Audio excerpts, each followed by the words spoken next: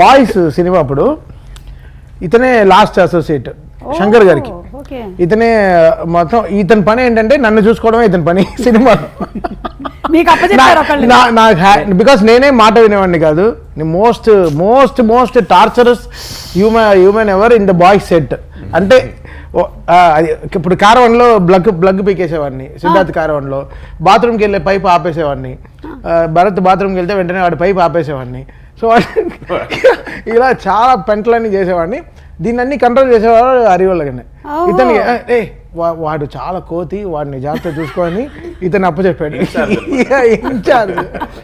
ఇతను cinema direction నేర్చుకోవడానికి వచ్చి నన్ను చూసుకునే పనిలో ఉన్నాడు. So this guy was nursing me actually. So sweet of him. Sir, நீங்க அப்பவே நினைச்சீங்களா that he'll become such a big music director? And நடுவுல வந்து ஒரு ஜெயில் சாங் வந்துச்சு. Okay. அந்த படத்துல ஒரு பிட் சாங் மாதிரி jail song. Talk in English.